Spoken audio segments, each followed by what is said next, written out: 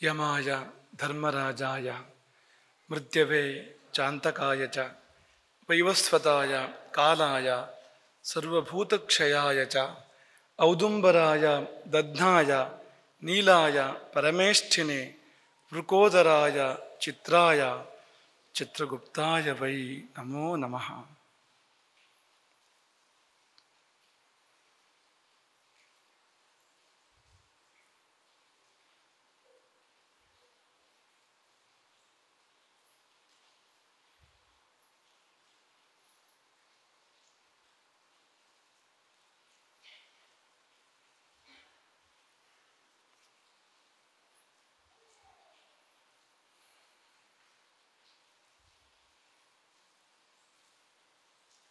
ಮೊದಲು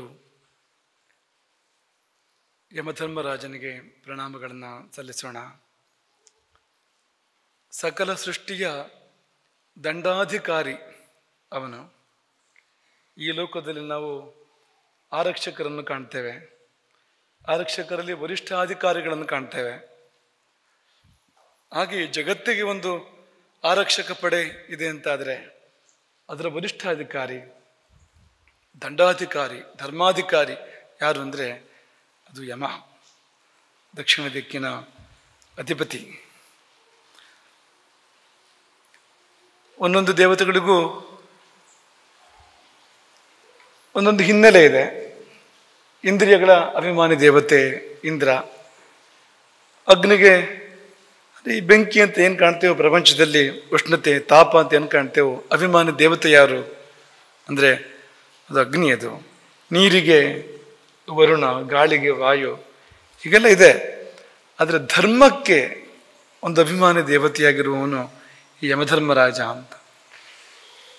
ಧರ್ಮಕ್ಕೆ ನಾವು ಮೊದಲೇ ಹೇಳಿದ ಹಾಗೆ ಈ ಜೀವಯಾನ ಎನ್ನುವುದು ಧರ್ಮವನ್ನು ಹೊಂದಿಕೊಂಡಿದೆ, ಕರ್ಮವನ್ನು ಹೊಂದಿಕೊಂಡಿದೆ ಅಂತ. ನಾವು ಒಳ್ಳೆ ಕರ್ಮಗಳನ್ನು ಮಾಡಿದರೆ ಅದರ ಫಲವಾಗಿ ಧರ್ಮದ ಉತ್ಪತ್ತಿ ನಮ್ಮಲ್ಲಿ ಆಗಿದ್ದರೆ ಆಗ ಯಮಧರ್ಮ ನಮ್ಮನ್ನು ನೋಡುವ ರೀತಿ ಬೇರೆ.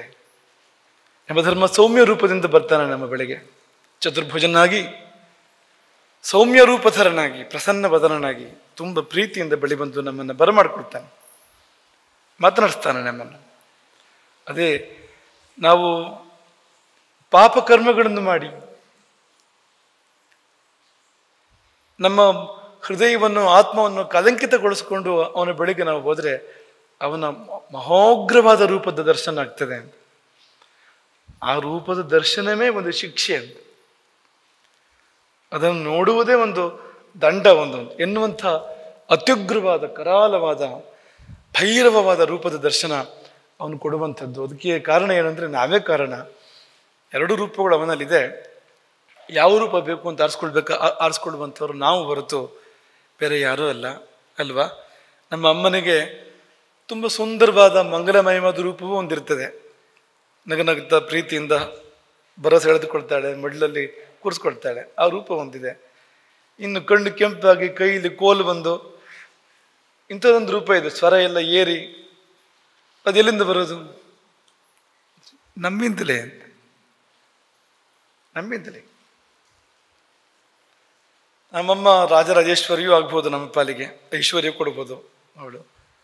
ಮಹಿಷಾಸುರ ಮರ್ದಿನಿ ದುರ್ಗೆಯೂ ಆಗ್ಬೋದು, ಚಂಡಮುಂಡ ಸಂಹಾರಣಿ ಚಾಮುಂಡಿಯೂ ಆಗ್ಬೋದು, ಕಾಳಿಯೂ ಆಗ್ಬೋದು, ಅಲ್ವಾ?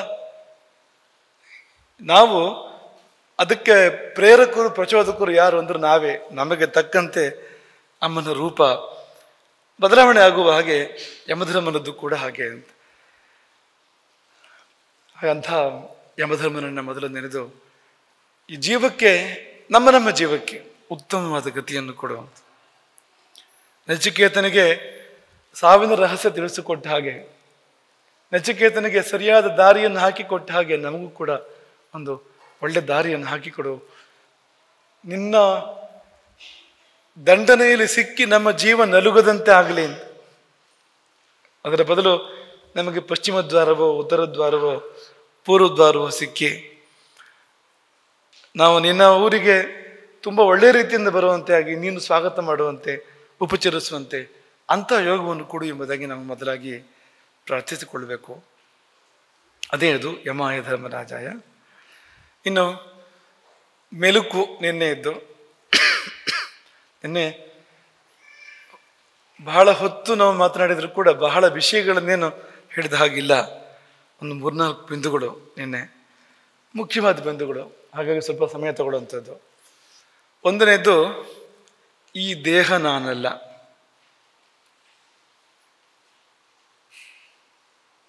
ಮತ್ತೆ ದೇಹಾತಿರಿಕ್ತ ಜೀವ ನಾನು, ಇನ್ನೂ ಹೇಳಬೇಕು ಅಂದ್ರೆ ಆತ್ಮ ನಾನು ಅಂತ ಅಲ್ವಾ. ಈ ದೇಹ ನಾನು ಸುಳ್ಳು, ಸತ್ಯ ಯಾವುದು? ಈ ದೇಹದಲ್ಲಿ ನಾನಿದ್ದೇನೆ. ನಿನ್ನೆ ಮಾತನಾಡಿತ್ತಲ್ವಾ ಇದ್ರ ಬಗ್ಗೆ. ಹಾಗಾಗಿ ನನ್ನ ದೇಹ ಎಂಬ ಪ್ರಯೋಗ ಬಂದಿದೆ. ಹೇಳ್ಕೊತಿರೋದು ನನ್ನ ದೇಹ ಅಂತ, ಅಲ್ಲಿಗೆ ದೇಹಕ್ಕಿಂತ ಬೇರೆ ನಾನು ಅಂತ ಆಯ್ತಲ್ವಾ. ನನ್ನ ದೇಹ, ಈಗ ನನ್ನ ಅಂಗಿ ಅಂತ ಹೇಳಿದಾಗೆ, ನನ್ನ ತಾಯಿ ತಂದೆ ಅಂತ ಹೇಳಿದ ಹಾಗೆ, ನನ್ನ ಮನೆ ಅಂತ ಹೇಳಿದ ಹಾಗೆ, ನನ್ನ ದೇಹ ಎನ್ನುವಾಗ ನಾನು ಬೇರೆ ಆಯ್ತಲ್ವಾ. ನಿನ್ನೆ ಮೊದಲು ಪ್ರಸ್ತಾಪ ಮಾಡಿದ್ದು ನಾವು ಅದನ್ನೇ. ಈಗ ಮಕ್ಕಳು ನಿಮ್ಮನ್ನೇ ಕೇಳ್ತೇವೆ ನಾವು, ದೇಹ ಬೇರೆ ನಾನು ಬೇರೆ ಅನ್ನೋದನ್ನ, ಅಥವಾ ದೇಹ ನಾನಲ್ಲ ಎನ್ನುವುದನ್ನು ತುಂಬ ಪ್ರಖರವಾಗಿ ಮಂಡನೆ ಮಾಡುವಂಥ ಪ್ರಮಾಣ ಯಾವುದು, ಆಧಾರ ಯಾವುದು? ಅನೇಕ ವಿಷಯಗಳನ್ನು ಕೇಳಿದ್ದೀರಿ ನೀವು, ನಿಮಗೆ ತುಂಬ ಮನಸ್ಸಿಗೆ ಬಂದಿದೆ ಯಾವುದು?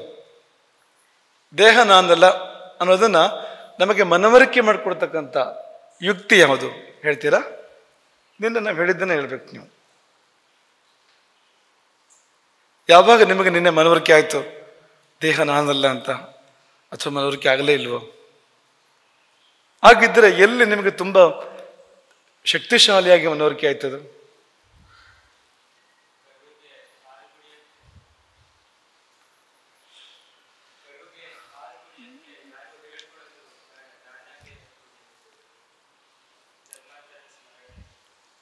ಒಳ್ಳೆ ಉದಾಹರಣೆ ಅದು. ಕರುವಿಗೆ ಯಾರು ಹೇಳ್ಕೊಟ್ರು ಹಾಲು ಕುಡಿಯೋದಕ್ಕೆ? ಮೊಟ್ಟ ಮೊದಲನೇ ಸತಿ ಕರು ತಾಯಿ ಹಾಲು ಕುಡಿದಾಗ, ಅದು ಗುಡ್ಡದ ಮೇಲೆ ಹಸು ಕರು ಹಾಕಿದ್ದಾಗ, ಯಾರೂ ಮನುಷ್ಯರಿಲ್ಲ ಅಲ್ಲಿ. ಆಗ ಕರುವಿಗೆ ಎದ್ದು ನಿಂತ್ಕೊಳ್ಳೋದಕ್ಕೆ, ಹಾಲು ಕುಡಿಯೋದಕ್ಕೆ, ಮುಖ್ಯವಾಗಿ ಹಾಲು ಕುಡಿಯೋದಕ್ಕೆ ಯಾರು ಹೇಳ್ಕೊಟ್ರು ಅಂದರೆ ಪೂರ್ವಜನ್ಮದ ಸಂಸ್ಕಾರ. ಪೂರ್ವಜನ್ಮ ಅಂದ್ರೆ ಏನು? ಈ ದೇಹ ಇರಲಿಲ್ಲ, ಆಗ ದೇಹ ಬೇರೆ ಇತ್ತು ಅಂತ. ಅಂದ್ರೆ ನಾನು ಬೇರೆ, ಆ ದೇಹ ಬೇರೆ, ನನಗೆ ಬೇರೆ ಬೇರೆ ದೇಹಗಳು ಬಂದಿವೆ, ಜನ್ಮಗಳು ಬಂದಿವೆ ಅನ್ನೋದನ್ನು ತೋರಿಸುತ್ತೆ ಅಂತ. ಬೇರೆ ಯಾವ್ದಾದ್ರು ನೆನಪಾಗತ್ತಾ? ಹೇಳು.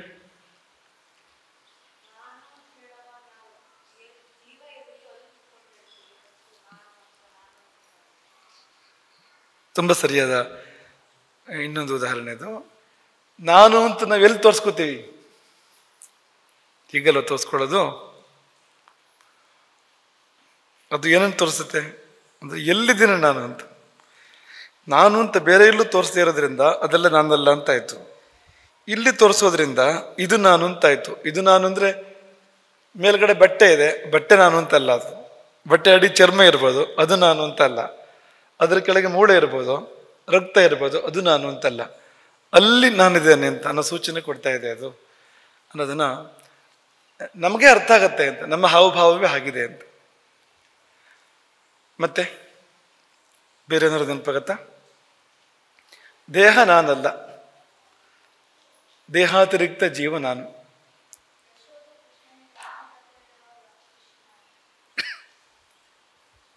ಕೃಷ್ಣ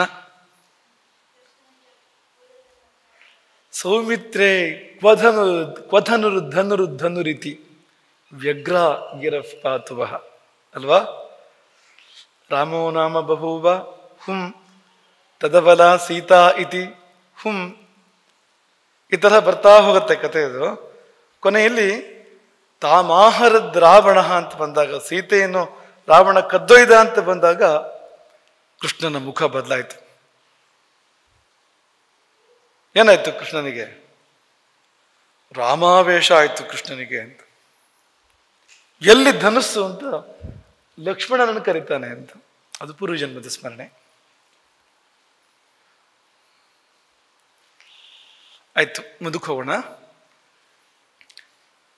ಜೀವದ ಪ್ರಮಾಣ ಎಷ್ಟು?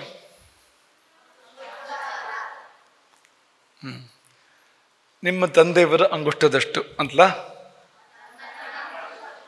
ನಮ್ಮ ಅಂಗುಷ್ಟ ಅಂತ, ಅದು ಪ್ರಮಾಣ ಅಂತ. ಮಕ್ಕಳೇ, ಆ ಹೃದಯ ಪುಂಡರೀಕದ ಪ್ರಮಾಣವು ಕೂಡ ಹಾಗೆ ಅಂತ ಹೇಳ್ತಾರೆ ಶಂಕರಾಚಾರ್ಯರು ಭಾಷ್ಯದಲ್ಲಿ ವಿವರಣೆ ಕೊಡುವಾಗ. ಅಂಗುಷ್ಠ ಮಾತ್ರಂ ಅಂಗುಷ್ಠ ಪ್ರಮಾಣಂ ಯದ್ ಹೃದಯ ಪುಂಡರೀಕಂ ಅಂತ ಹೇಳ್ತಾರೆ. ಹೃದಯ ಪುಂಡರೀಕದ ಪ್ರಮಾಣವು ಕೂಡ ಇಷ್ಟೇ ಅಂತ, ಅಲ್ಲೇ ಆತ್ಮ ಇರುವಂಥದ್ದು ಅನ್ನೋದನ್ನು ಶಂಕರಾಚಾರ್ಯರು ಹೇಳಿದ್ದಾರೆ. ಆಯುರ್ವೇದವರು ಕೂಡ ಹಾಗೆ ಚತುರಂಗುಲ ಪ್ರಮಾಣ ಅಂತ ಹೇಳ್ತಾರೆ. ಆಯುರ್ವೇದವರು ಹೃದಯವನ್ನ ಚತುರಂಗುಲ ಪ್ರಮಾಣ ಅಂದರೆ ಈ ಅಂಗುಷ್ಟವು ಕೂಡ ಅಷ್ಟೇ ಬರುತ್ತೆ. ಹಿಂಗೆ ಎಣಿಸಿದ್ರೆ ನೋಡಿಕೊಂಡ್ರೆ 4 ಅಂಗುಲ ಬರುತ್ತೆ. ಸರಿಯಾಗಿ ನೋಡ್ಕೊಳ್ಳಿ, ಬೇಕಾದ್ರೆ ನಿಮ್ಮ ಅಂಗುಷ್ಟ ನೋಡ್ಕೊಳ್ಳಿ, 4 ಅಂಗುಲ ಬರುತ್ತೆ. ಅದು ಹೃದಯ ಕೂಡ ಅಷ್ಟೇ ಇದೆ ಅಂತ, ಅದು ಹೃದಯದಲ್ಲಿ ಜೀವ ಇರೋ ಜಾಗ ಇದೆಯಲ್ಲ, ಅದು ಕೂಡ ಅಷ್ಟೇ ಇದೆ ಎಂಬುದಾಗಿ ಆಯುರ್ವೇದ ಹೇಳುವಂಥದ್ದು. ಹಾಗಾಗಿ 4 ಅಂಗುಲವೇ ಇದು. 4 ಅಂಗುಲ ಅಂತ ನೋಡ್ರೆ ಹೀಗೆ ಬರುತ್ತೆ ನೋಡಿ. 4 ಅಂಗುಲ ಅಂದರೆ ಬೆರಳು ಅಂಗುಲ ಅಂದರೆ ಎಷ್ಟು ಸರಿಯಾಗಿ ಬರುತ್ತೆ ನೋಡಿ. ಇದು ಹೃದಯ ಕೂಡ ಇಷ್ಟೇ ಇದೆ ಅಂತ, ಆ ಜೀವ ನಿಲ್ಲುವ ಜಾಗ ಇದೆಯಲ್ಲ, ಅದು ಕೂಡ ಇಷ್ಟೇ ಇದೆ ಅಂತ. ಜೀವದ ಪ್ರಮಾಣ, ಜೀವದ ಸ್ವರೂಪ, ಜೀವ ಹೇಗಿದೆ?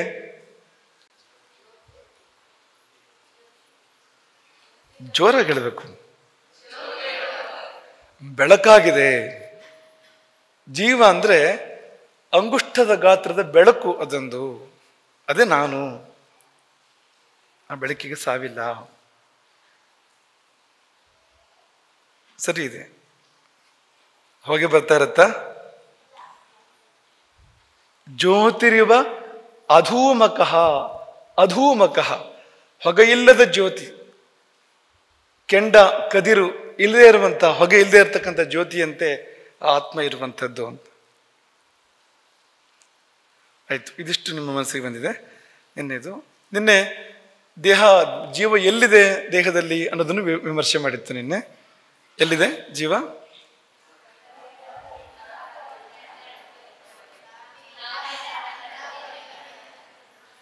ಮಧ್ಯ ಆತ್ಮನೇ ತಿಷ್ಠತಿ ಅಂದ್ರೆ ಈ ಶರೀರದ ಮಧ್ಯದಲ್ಲಿ ಆತ್ಮನಿದ್ದಾನೆ. ಮಧ್ಯ ಅಂದ್ರೆ ಎಲ್ಲಿ ಅಂತಂದ್ರೆ ಹೃದಯದಲ್ಲಿ. ಅದೆಲ್ಲಿದೆ ಅಂದ್ರೆ ಮಂತ್ರ ಯಾವುದಪ್ಪ?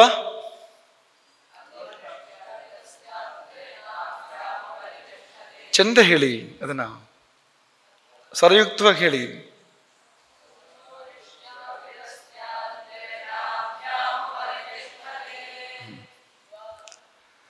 ಮುಂದಿಂದದು ಅದ್ರಲ್ಲಿ ಇನ್ನೂ ವಿವರಣೆಗಳಿದೆ. ಈ ಬರೇ ಈ ಮಾಂಸ ತುಂಡು ಅಂತ ತಿಳ್ಕೊಬೇಡಿ ನೀವು. ಆ ಹೃದಯಕ್ಕೆ ದಿವ್ಯ ಸ್ವರೂಪ ಇದೆ ಒಂದು. ಈ ಪುಂಡರೀಕದ ಆಕಾರದಲ್ಲಿ ದಿವ್ಯ ಸ್ವರೂಪ ಒಂದು ಮತ್ತೊಂದಿದೆ. ಅದಕ್ಕೆ ಅಲ್ಲಿ ಜ್ವಾಲಮಾಲಾ ಕುಲಂ ಭಾತಿ, ಅಲ್ಲಿ ಅನಂತ ಕೋಟಿ ಪ್ರಕಾಶ ಇದೆ. ಅಲ್ಲಿ ತುಂಬ ವಿವರಣೆಗಳಿದೆ. ಅದಕ್ಕೆ ವಿಶ್ವಸ್ಯ ಆಯತನ ಮಹತ್ತು, ಇಡೀ ಜಗತ್ತಿನ ಮೂಲ ಅಲ್ಲಿದೆ ಅಂತೆಲ್ಲ ವೇದಗಳು ಹೇಳ್ತಾ ಹೋಗ್ತವೆ ಅದನ್ನ. ಹಾಗಾಗಿ ಅದಿರೋದೆಲ್ಲಿ ಅಂತ ಕೇಳಿದಾಗ ವಿತಸ್ತಿ. ವಿತಸ್ತಿ ಅಂದ್ರೇನು?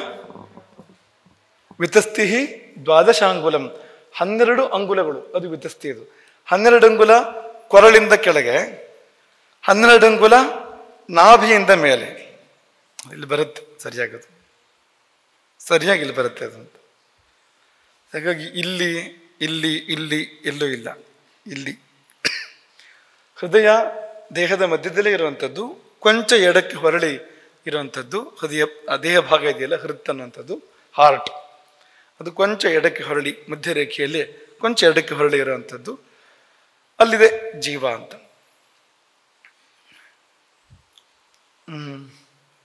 ಅದೊಂದು ಅಲ್ಲೇನು ಕೋಣೆ ಇದೆಯಾ ಜೀವ ಇರೋಕೆಯಲ್ಲಿ? ಹೃದಯದಲ್ಲಿ ಕೊಠಡಿ ಬೇಕಲ್ವಾ ಇರೋಕೆ? ಇದೆಯಾ ಕೊಠಡಿ ಅಲ್ಲಿ? ಹೇಳಿ, ಇದೆಯೋ ಇಲ್ವಾ? ಇದೆ ಇದೆ. ಮಧ್ಯ ಛಿದ್ರಂ ಅಂತರ್ವರ್ತಿ. ಈ ಕಮಲದ ಮೊಗ್ಗು, ಒಂದು ಕಮಲದ ಮೊಗ್ಗಿನ ಒಳಗಡೆಗೆ ಖಾಲಿ ಜಾಗ ಇದೆ ಅಲ್ವಾ? ಹಾಗೆ ಹೃದಯದ ಒಳಗೂ ಕೂಡ ಖಾಲಿ ಜಾಗ ಇದೆ ಅಂತ. ಹೃದಯಾಕಾಶ ಕೇಳಿಲ್ವಾ ನೀವು? ಖಾಲಿ ಜಾಗ ಇದೆ. ಅದೇ ನೀವು ವಿಜ್ಞಾನವನ್ನೇ ತಗೊಂಡ್ರೆ, ವಿಜ್ಞಾನ ಅಲ್ಲಿ ಎಡ ಹೃತ್ಕರ್ಣ, ಬಲ ಹೃತ್ಕರ್ಣ ಕೇಳಿದಿರ ಇದನ್ನ? ಎಡ ಹೃತ್ ಕುಕ್ಷಿ, ಬಲ ಹೃತ್ ಕುಕ್ಷಿ, 4 ಆಗಿ ಇದೆ ಅದು ಅಂತ. ಮೇಲೆರಡು ಚಿಕ್ಕ ಚಿಕ್ಕದು, ಅದು ಕರ್ಣ ಅಂತ ಕರೀತಾರೆ ಅದನ್ನ. ಎಡಹೃತ್ಕರ್ಣ ಬಲಹೃತ್ಕರ್ಣ ಅಂತ. ಕೆಳಗಿಂದ ಎರಡು ಸ್ವಲ್ಪ ದೊಡ್ಡ ದೊಡ್ಡದು ಕೋಣೆಗಳೇ ಅದು, 4 ಕೋಣೆಗಳು ಅಂತ. ಚಿಕ್ಕದೆರಡು ಕೋಣೆ, ದೊಡ್ಡದೆರಡು ಕೋಣೆ ಅಂತ. ಅಂದ್ರೆ ಒಂದೇ ಅದು, ಆದರೆ ಅಲ್ಲಿ ಒಂದು ವಿಭಾಗಗಳಿದೆ, ಅದ್ರ ಕೆಲಸ ಆ ರೀತಿ ಇದೆ ಹೃದಯದ. ಆ ಕಾರಣಕ್ಕೋಸ್ಕರವಾಗಿ ವಿಭಾಗಗಳನ್ನ ಅಲ್ಲಿ ಮಾಡಲಾಗಿದೆ. ಅಲ್ಲಿ ಕೆಳಗಿನದು ಎರಡು ಇದೆಯಲ್ಲ, ಹೃತ್ ಕುಕ್ಷಿ, ಎಡ ಹೃತ್ ಕುಕ್ಷಿ ಬಲ ಹೃತ್ ಕುಕ್ಷಿ, ಅದು ದೊಡ್ಡದು. ಅದನ್ನ ಮನಸ್ಸಲ್ಲಿ ಇಟ್ಕೋಬೇಕು ನೀವು ಅದನ್ನ ಅಂತ. ಅಲ್ಲಿ ಮುಂದಿನ ಚಿತ್ರ ತೋರಿಸಲಿ, 2 ಭಾಗ ಇದೆ ಅಲ್ಲಿ. ಇದು ಎರಡೂ ಕೂಡ ಆ ಕೋಣೆಗಳೇ ಅದು. ಅದರಲ್ಲಿ ಸ್ವಲ್ಪ ಮೇಲ್ಭಾಗ ಅದಕ್ಕೆ ಕರ್ಣ ಅಂತ ಹೆಸರು, ಕೆಳಭಾಗಕ್ಕೆ ಕುಕ್ಷಿ ಅಂತ ಹೆಸರು. ಕೆಳಭಾಗದ ದೊಡ್ಡದು, ಮೇಲ್ಭಾಗದ ಸ್ವಲ್ಪ ಚಿಕ್ಕದು. ಅದಕ್ಕೆಲ್ಲ ತುಂಬ ಕೆಲಸಗಳಿದೆ. ನಿಮ್ಗೆ ಅದನ್ನು ವಿಜ್ಞಾನದ ಶಿಕ್ಷಕರು ಪಾಠ ಮಾಡ್ಬೋದು, ಅದನ್ನು ಸಮಯ ತುಂಬ ಆಗ್ಬೋದು. ಅದನ್ನು ವಿವರಿಸೋಕೆ ಹೋದರೆ ನಾವು ಹೇಳೋಕೆ ಹೊರಟಿದ್ದು ಏನು ಅಂದರೆ, ಈಚೆ ಒಂದು ಆಚೆ ಒಂದು 2 ಭಾಗ ಇದೆಯಲ್ಲ, ಒಂದು ಕೆಂಪು ನೀಲಿ 2 ಕಾಣ್ತಾ ಇದೆಯಲ್ಲ ನಿಮಗೆ. ಅದೇನು ಗೊತ್ತಾ ನಿಮಗೆ? ಆ ನೀಲಿ ಯಾಕೆ ಕೆಂಪು ಯಾಕೆ ಗೊತ್ತಾ ನಿಮಗೆ? ನೀಲಿ ಅಂದ್ರೆ ನೀಲಿ ಅಂತಲ್ಲ, ಅದು ನೀಲಿ ತೋರಿಸಿರೋದು. ಅದು ಯಾಕೆ ಗೊತ್ತಾ? ಹೃದಯದ ಬಲಭಾಗ ಇದೆಯಲ್ಲ, ಬಲ ಹೃತ್ಕುಕ್ಷಿ ಹೃತ್ಕರ್ಣ ನೀಲಿ ಇದೆಯಲ್ಲ, ಅಲ್ಲಿ ಅಶುದ್ಧ ರಕ್ತ ಇರುವಂಥದ್ದು ಅಂತ. ಅದು ಗೊತ್ತಲ್ವಾ? ಈ ಕಡೆಗೆ ಶುದ್ಧ ರಕ್ತ ಇರುವಂಥದ್ದು ಅಂತ ಅಲ್ವಾ? ಉಪಯೋಗವಾಗಿ ಬಂದ ರಕ್ತ, ಅಶುದ್ಧ ರಕ್ತ ಏನಿದೆ ಅದು ಅಲ್ಲಿ ಬರುತ್ತೆ. ಬಲ ಹೃತ್ಕರ್ಣದಕ್ಕೆ ಬಂದು ಅಲ್ಲಿಂದ ಬಲ ಹೃತ್ಕುಕ್ಷಿಗೆ ಬಂದರೆ ಅಲ್ಲಿಂದ ಶ್ವಾಸಕೋಶಕ್ಕೆ ಹೋಗಿ, ಶ್ವಾಸಕೋಶದಲ್ಲಿ ಆಮ್ಲಜನಕ ಸಿಕ್ಕಿ ಅದಕ್ಕೆ ಪ್ರಾಣವಾಯು ಸಿಕ್ಕಿ ರಕ್ತ ಶುದ್ಧ ಆಗಿ ಬರುತ್ತೆ. ಎಲ್ಲಿಗೆ? ಆಮೇಲೆ ಅದು ಬಲ ಹೃತ್ಕುಕ್ಷಿಗೆ ಬಂದು ಬಲ ಹೃತ್ಕರ್ಣಕ್ಕೆ ಬರುತ್ತೆ. ಆಮೇಲೆ ಅಲ್ಲಿಂದ ಇಡೀ ಹೃದಯಕ್ಕೆ ಸರಬರಾಜಾಗುವಂಥದ್ದು ಪೂರ್ತಿ. ಸರಿ ಅಲ್ವಾ? ಹೌದಾ ಇದು? ಹಾಗಾದ್ರೆ ಇಷ್ಟಂತೂ ಸತ್ಯ. ಈ ಕಡೆ ಭಾಗದಲ್ಲಿ ಅಶುದ್ಧ ರಕ್ತ ಇದೆ, ಆ ಕಡೆ ಭಾಗದಲ್ಲಿ ಶುದ್ಧ ರಕ್ತ ಇದೆ. ಇಷ್ಟು ಇಟ್ಕೊಳ್ಳಿ, ವೈಜ್ಞಾನಿಕ ಇದು. ಆಧ್ಯಾತ್ಮಿಕಕ್ಕೆ ಬಂದ್ರೆ ಹೃದಯದಲ್ಲಿ ಜೀವ ಇರೋದು ಮಾತ್ರ ಅಲ್ಲ, ದೇವನು ಇದ್ದಾನೆ. ನಿನ್ನೆ ಹೇಳಿದ್ವು ಅಲ್ವಾ, ಹೃದಯ ಎಂಬುದು ಕೇವಲ ಜೀವನ ನೆಲೆ ಮಾತ್ರ ಅಲ್ಲ, ದೇವರ ನೆಲೆಯೂ ಕೂಡ ಹೌದು. ಗೀತೆ ನೆನಪಾಗತ್ತ ನೋಡಿ, ಈಶ್ವರ ಸರ್ವಭೂತಾನಾಂ, ಮುಂದೆ ಈಶ್ವರ ಸರ್ವಭೂತಾನಾಂ ಹೃದ್ದೇಶೇ ಅರ್ಜುನ ತಿಷ್ಠತಿ ಭ್ರಾಮಯನ್ ಸರ್ವಭೂತಾನಿ ಯಂತ್ರಾರೂಢಾನಿ ಮಾಯಯಾ. ಈ ದೇಹವನ್ನು ಒಂದು ಯಂತ್ರ ಅಂತ ಭಾವಿಸಿದ್ರೆ, ಈ ಯಂತ್ರವನ್ನು ಏರಿಕೊಡ್ತಿರ್ತಕ್ಕಂಥ ಜೀವ ಇದೆಯಲ್ಲ, ಜೀವನವನ್ನ ಅವನು ನಡೆಸ್ತಾನೆ ಅಂತ. ಯಾರು? ಈಶ್ವರ ಅಂತ. ಭ್ರಾಮಯನ್ ಸರ್ವಭೂತಾನಿ, ಈ ವ್ಯವಸ್ಥೆಯನ್ನು ತಿರುಗಿಸುವನು. ಈಗ ಪಂಖ ತಿರುಗ್ತಾ ಇದೆ ಅಂತ ಅನ್ಕೊಳ್ಳಿ ನೀವು, ತಿರುಗಿಸೋದು ಯಾವುದು? ಹಿಂದ್ಗಡೆ ವಿದ್ಯುತ್ ಇದೆ ನೋಡಿ. ಆ ರೀತಿಯಲ್ಲಿ ಈ ಶರೀರ ಯಂತ್ರವನ್ನ ಚಾಲನೆಗೊಳಿಸ್ತಾನು ನಿರಂತರವಾಗಿ ಅಂತ. ಯಾರು ಅವನು ಅಂದ್ರೆ ಈಶ್ವರ ಅಂತ. ಎಲ್ಲಿದ್ದಾನೆ? ಹೃದ್ದೇಶೇ. ಅವನ್ ಜಾಗನೂ ಅದೇ ನೋಡಿ. ಒಂದು ಸ್ವಲ್ಪ ನಿಮಗೆ ಮನಸ್ಸಿಗೆ ಬರ್ತಾ ಇದೆ, ಈಗ ಅರ್ಥ ಆಗತ್ತಾ? ಹೃದಯದಲ್ಲಿ 2 ಭಾಗ ಇದೆ. ಒಂದು ಭಾಗದಲ್ಲಿ ಅಶುದ್ಧ ರಕ್ತ ಇದೆ, ಇನ್ನೊಂದು ಭಾಗದಲ್ಲಿ ಶುದ್ಧ ರಕ್ತ ಇದೆ ಅಲ್ವಾ? ಅದೇ ಹೃದಯವನ್ನು ಆಧ್ಯಾತ್ಮಿಕವಾಗಿ ನೋಡಿದಾಗ ಆ ಹೃದಯ ಕಮಲದಲ್ಲಿ ಜೀವನಿದ್ದಾನೆ, ದೇವನು ಇದ್ದಾನೆ. ದೇವ ಶುದ್ಧ ಅಲ್ವಾ? ಪರಿಶುದ್ಧ, ಪರಮ ಪರಿಶುದ್ಧ, ಪರಿಪೂರ್ಣ ಪರಿಶುದ್ಧ.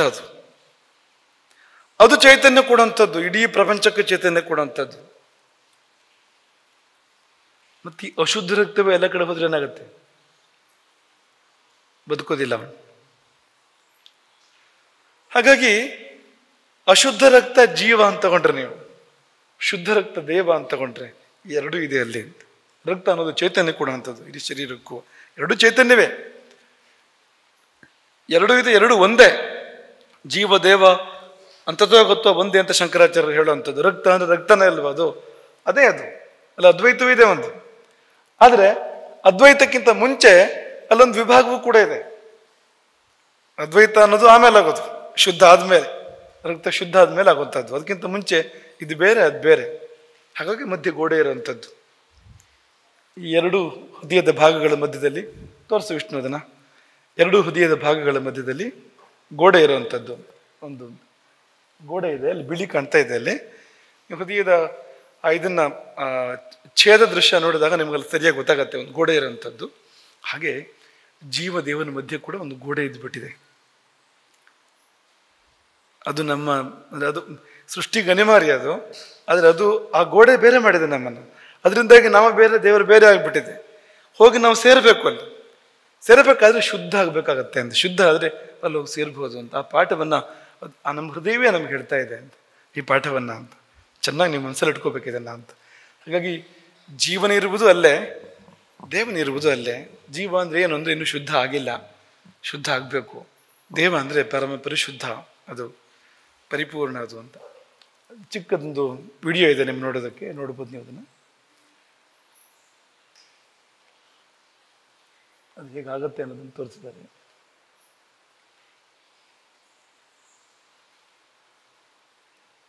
ಅದೆಷ್ಟು ಕಾಣುತ್ತೋ ನೋಡಿ ನಿಮಗೆ.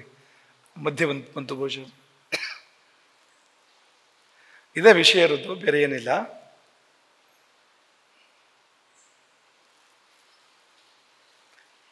ಕಲುಷಿತವಾದ ರಕ್ತ ಬಂದು ಹೋಗುವಂಥದ್ದು, ಶುದ್ಧವಾದ ರಕ್ತ ಬಂದು ಹೋಗುವಂಥದ್ದನ್ನು ತೋರಿಸ್ತಾ ಇದೆ. ಅದು ಜೀವಗತಿ ದೇವಗತಿ ಎರಡನ್ನೂ ತೋರಿಸ್ತಾ ಇದೆ ಅಂತ.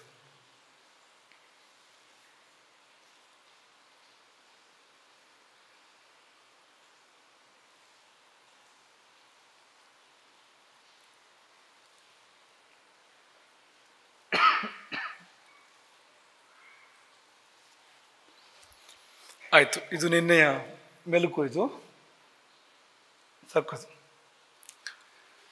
ನಿನ್ನೆ ಮೆಲುಕು ಅದು. ಈಗ ಹಿಂದಿನ ವರ್ಷದ ಮೆಲುಕಿಗೆ ಹೋಗೋಣ. ಸ್ವಲ್ಪ ಕೆಲವು ಹೊಸ ವಿಷಯಗಳನ್ನು ಹೇಳ್ತೀವಿ ನಿಮಗೆ. ಹಿಂದಿನ ವರ್ಷ ನಿಮಗೆ ತುಂಬ ಭಯ ಆಗಿತ್ತಲ್ವ ಪಾಠದಲ್ಲಿ? ಯಾವಾಗ ಅದು?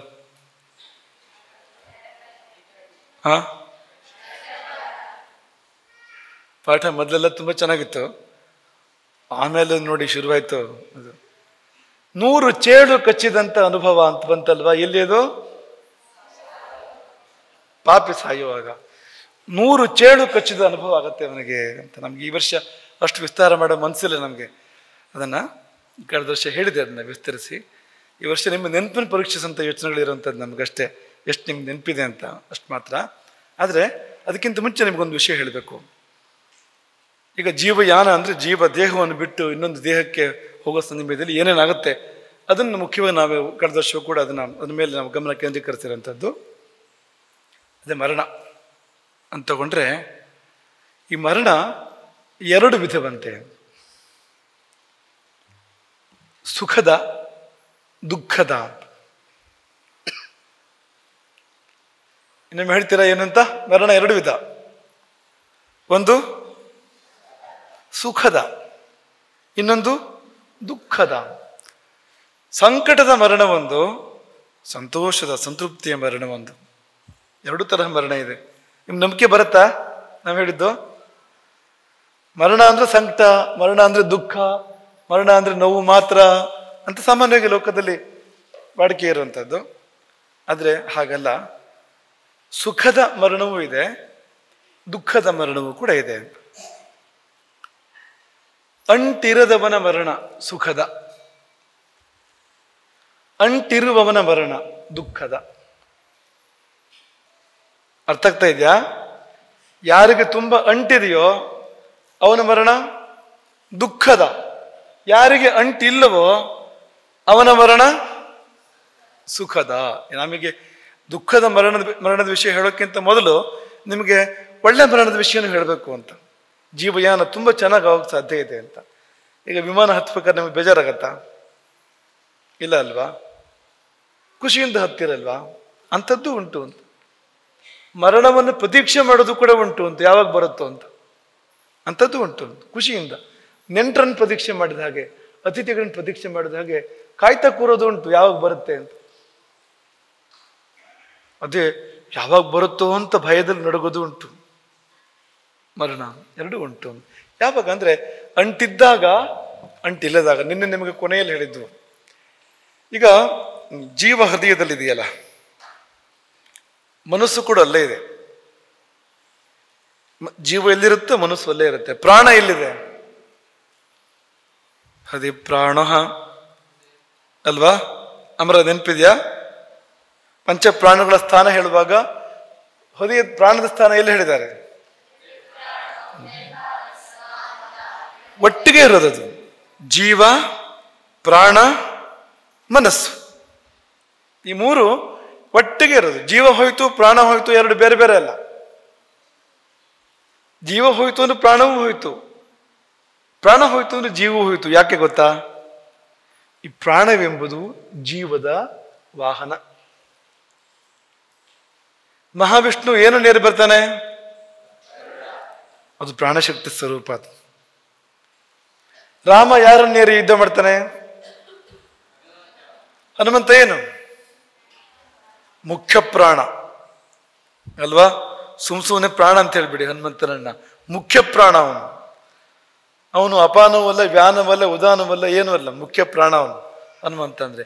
ಅದನ್ನು ಅವನಂತಾನೆ ಏರೋದು ರಾಮ ಅಂತ. ಹಾಗಾಗಿ ದೇವರೇ ಪ್ರಾಣವನ್ನು ಏರಿಸಿ ಬರ್ತಾನಂತೆ ಈ ಲೋಕಕ್ಕೆ ಬರಬೇಕಾದ್ರೆ. ಅದು ಕೂಡ ಚೇತನವೇ. ಅದು ದೇವರು ಅಂದ್ರೆ ಅದು ವಿಶ್ವಚೇತನ, ಮಹಾಚೇತನ. ಅದು ನಾವು ನಮ್ಮ ಸಣ್ಣ ಚೇತನ ಇದೆಯಲ್ಲ, ಇಷ್ಟು ಉದ್ದದ ಚೇತನ ಇದೆಯಲ್ಲ ನಮ್ದು, ಅದು ಕೂಡ ಅದೇ ಕತೆ ಅಂತ. ಒಂದು ಸಣ್ಣ ಪ್ರಾಣ ಇದೆ ನಮಗೂ ಕೂಡ ಅಂತ. ಅವನಿಗೆ ಗರುಡ ಇದ್ರೆ ನಮ್ದೊಂದು ಸಣ್ಣ ಗುಬಚ್ಚಿ ಇದೆ ಜೀವದ್ದು ಕೂಡ ಅಂತ. ಹಾಗಾಗಿ ಅದನ್ನು ಏರಿಯ ಸಂಚಾರ ಮಾಡಬೇಕು. ಪ್ರಾಣಾಧಿಪ ಸಂಚರತಿ ಸ್ವಕರ್ಮಭಿಹಿ. ಪ್ರಾಣವನ್ನು ನೀರು ಸಂಚಾರ ಮಾಡ್ತಾನೆ ಜೀವ ಅಂತ. ಹಾಗಾಗಿ ಪ್ರಾಣ ಹೋಯ್ತು ಅಂದ್ರೆ ಅದನ್ನೇರು ಜೀವ ಹೋಯ್ತು ಅಂತಲೇ ಅರ್ಥ. ಅದಕ್ಕೆ ಜೀವ ಹೋಯ್ತು ಅಂದ್ರೆ ಪ್ರಾಣವನ್ನು ನೀರು ಜೀವ ಹೋಗಿದ್ದಾನಂತೆ ಅರ್ಥ. ಅದಕ್ಕೆ ಹಾಗಾಗಿ ಎರಡು ಒಟ್ಟಿಗೆ ಇರುವಂಥದ್ದು. ಮನಸ್ಸು ಹಾಗೆ. ಯಾಕೆಂದ್ರೆ ಅವನು ಸುಖ ದುಃಖ ಅನುಭವಿಸ್ತಾನಲ್ಲ ಜೀವ. ಯಾರ ಮೂಲಕ ಅನುಭವಿಸ್ತಾನೆ? ಮನಸ್ಸಿನ ಮೂಲಕ ಅನುಭವಿಸುವಂಥದ್ದು. ಮನಸ್ಸಿನವರೆಗಿದೆ ಅದು, ಮನಸ್ಸಿಲ್ಲದ್ರೆ ಇಲ್ಲ. ಏನಾಗಿದೆ ಅಂದ್ರೆ ಈ ಮನಸ್ಸು ಮತ್ತು ಜೀವ ಎರಡು ಒಂದಕ್ಕೊಂದು ಕಲಬೆರಕೆಯಾಗಿ ಸೇರಿ ಹೋಗಿ ಯಾವ್ದು ಜೀವ ಯಾವ್ದು ಮನಸ್ಸನ್ನು ಗೊತ್ತಾಗದಿರುತ್ತೆ ಆಗ್ಬಿಟ್ಟಿದೆಯಲ್ಲ. ಆಮೇಲೆ ಆ ಮನಸ್ಸು ದೇಹ ಜೊತೆ ಸೇರ್ಕೊಂಡಿದೆ ಪೂರ್ತಿ. ಅಂಟು, ಜೀವದ ಮತ್ತು ಮನಸ್ಸಿನ ಅಂಟು, ಆ ಮನಸ್ಸಿನ ದೇಹದ ಅಂಟು. ದೇಹದಲ್ಲಿ ನಾನಿದ್ದೇನೆ ಅನ್ನೋದನ್ನು ಬಿಟ್ಟು ದೇಹವೇ ನಾನು ಅಂತ ಅನ್ಕೊಂಡ್ಬಿಟ್ಟಿದ್ದೇವಲ್ಲ ನಾವು, ಅದೇ ಅಂಟು. ದೇಹದ ಜೊತೆ ತಿಳ್ಕೊಂಡ್ಬಿಟ್ಟಿದ್ದೇವಲ್ಲ ಪೂರ್ತಿಯಾಗಿ. ಈ ಅಂಟನಿಂದಾಗಿ ಬಿಟ್ಟು ಹೋಗುವಾಗ ವೇದನೆ ಆಗುವಂಥದ್ದು. ಇನ್ನೇ ಉದಾಹರಣೆ ಕೊಟ್ಟಿದ್ವಲ್ವಾ? ಬಟ್ಟೆ ಹಾಕ್ಕೊಂಡಿದ್ದೇವೆ ಪರವಾಗಿಲ್ಲ, ಫೆವಿಕಾಲ್ ಹಾಕ್ಕೊಂಡು ಬಟ್ಟೆ ಹಾಕ್ಕೊಂಡ್ರೆ ಏನಾಗುತ್ತೆ? ಉರಿಯತ್ತೆ. ಆ ಬಟ್ಟೆ ತೆಗಿಬೇಕಾದ್ರೆ ಚೆನ್ನಾಗಿ ಉರಿಯುತ್ತೋ ಇಲ್ವೋ ಅಂತ. ಹಾಗೆ ಈ ಫೆವಿಕಾಲ್ನ ಅಪ್ಪ ಅಲ್ಲ, ಅಜ್ಜ ಅಲ್ಲ, ಮುತ್ತಜ್ಜ ಅಂತ ಅಂಟನ್ನ ದೇಹ ಜೊತೆಗೆ, ದೇಹ ಕೂಡ ಬಟ್ಟೆ ಇದ್ದಾಗಿ ಒಂದು ಅಂತ ಹಾಕೊಂಡು ಜೀವ ಕೂತ್ಕೊಂಡಿರೋದ್ರಿಂದ ಯಮದೂತರು ಬಂದು ಜಡಿತಾರಲ್ಲ ಜೀವವನ್ನು ದೇಹದಿಂದ, ನೋವಾಗತ್ತೆ ಆಗ ತುಂಬಾ. ಹಾಗೆ ನೀವೇನ್ ಮಾಡ್ಬೇಕು ಅಂದ್ರೆ ಆ ಅಂಟನ್ನ ತೆಕ್ಕೋಬೇಕು. ತೆಕ್ಕೊಂಡ್ರೆ ನೋವಾಗಲ್ಲ. ಅಂಟಿರದವನ ಮರಣ ದುಃಖದ, ಅಂಟಿರದವನ ಮರಣ ಸುಖದ. ಯಾಕೆಂದ್ರೆ ಸುಲಭವಾಗಿ ಎದ್ದು ಬರುತ್ತೆ ಜೀವ ಅಂತ ದೇಹದಿಂದ ಅಂತ. ಅಂಟಿರೋನದ್ದು ಹಾಗಲ್ಲ ಅಂತ. ಬರಲ್ಲ, ಅದು ಎಳಿತಾರೆ, ಬರಲ್ಲ, ಎಳಿತಾರೆ.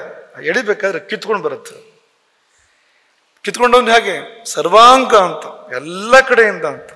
ಈ ಅಂಟಿನ ಲಕ್ಷ ಪಾಲು ಅಂಟದು, ಕೋಟಿ ಪಾಲು ಅಂಟದು. ಕಿತ್ತು ಎಳೆಯುವಾಗ ತಡೆಯಲಾರದ ವೇದನೆ ಉಂಟಾಗುವಂಥದ್ದು. ಅಂಟನ್ನು ಕಳ್ಕೋಬೇಕು ಅಂತ ದಾನ ಮಾಡಬೇಕು. ಯಾಕೆ? ಅಂಟನ್ನು ಕಳ್ಕೋಬೇಕು ಅಂತ.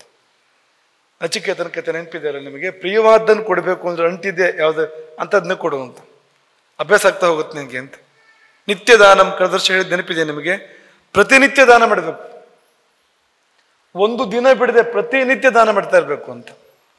ಏನಾದ್ರೂ ಚಿಕ್ಕದ ದೊಡ್ಡದು ದಾನ ಮಾಡಬೇಕು ಅಂತ. ಯಾಕೆಂದ್ರೆ ಈ ಅಂಟನ್ನು ಕಳ್ಸ್ಕೊಳ್ತಾ ಬರ್ತೀವಿ ನಾವು ದಾನ ಮಾಡಿದಾಗ ಅಂತ. ನಾಳೆ ಒಂದು ದಿವಸ ಎಲ್ಲವನ್ನು ಬಿಟ್ಟು ಹೋಗ್ಬೇಕಾದ್ರೆ ನೋವಾಗೋದಿಲ್ಲ ಅಂತ ಅಭ್ಯಾಸ ಆಗಿರುತ್ತೆ ನಮಗೆ ಅಂತ. ಆದರೆ ಎಲ್ಲ ಇಟ್ಕೊಂಡು ಕೂತ್ಕೊಳ್ಳೋದಾದ್ರೆ ಪೂರ್ತಿ ಅದು ಬೇಕು, ಇದು ಬೇಕು, ಇನ್ನೊಂದು ಬೇಕು, ಎಲ್ಲ ನಂಗೆ ಬೇಕು ಅಂತ ಇದ್ರೆ ಒಂದು ದಿವಸ 7 ಅಂತ ಯಮದೂತರು ಬಂದು 2 ಏಟು ಕೊಟ್ಟಾಗ ಅವನು ಮತ್ತೆ ಹಾಗೆ ಮಾತಾಡೋದೇ ಇಲ್ಲ.